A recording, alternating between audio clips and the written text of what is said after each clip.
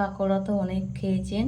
চিড়া দিয়ে মুচমুচে এই পাকোড়া অল্প সময়ে তৈরি করা যায়।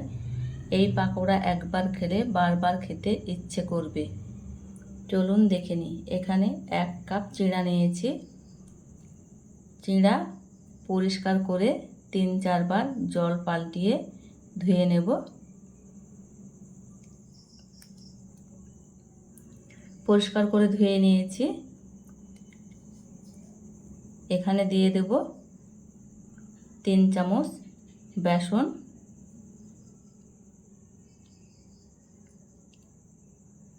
দিয়ে দিলাম। ব্লেন্ডারে দিয়ে দিচ্ছি। একদম মিহি পেস্ট করে নেব। এখানে দিয়ে দিচ্ছি 2 চামচ টক দই, দিয়ে একদম মিহি পেস্ট করে নিতে হবে। এখানে হাফ কাপ জল দিয়ে দিলাম। পেস্ট করা হয়ে গেছে। বাটিতে ঢেলে নেব। দিয়ে দিচ্ছি পেঁয়াজ কুচি, লঙ্কা কুচি, স্বাদ মতো লবণ, হলুদের গুঁড়ো, জিরের গুঁড়ো, চাট মশলা সব কিছু দিয়ে ভালোভাবে মেখে নিচ্ছি। মেখে নেওয়া হয়ে গেছে। আদা রসুনের পেস্ট দিয়ে দিলাম হাফ চামচ। আবারও ভালোভাবে মিশিয়ে নিচ্ছি। খুব সুন্দরভাবে মেখে নিতে হবে।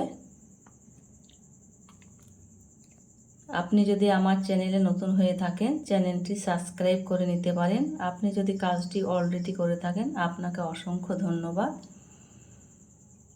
তেল গরম হয়ে গেছে। পাকোড়াগুলা একে একে ভেজে নেব। আমার চ্যানেলে নিত্য নতুন রেসিপি পেতে লাইক কমেন্ট করে পাশে থাকবেন। ভিডিওটি না টেনে পুরো ভিডিওটি দেখে নেবার অনুরোধ রইল। ভিডিও নোটিফিকেশন পাওয়ার জন্য বেল আইকন প্রেস করে রাখবেন। দিয়ে দিলাম। নাড়াচাড়া করে ভেজে নেব। বাদামি কালার হয়ে গেছে। এবার আমি তুলে নেব। একই রকমভাবে সবগুলা পাকোড়ায় ভেজে নেব। ঘরে থাকা উপকরণ দিয়ে খুব সহজেই চিড়ার পাকোড়া বানিয়ে দেখতে পারেন। খেতে তো দারুণ হয়েছে, অসম্ভব মজা। তুলে নিচ্ছি।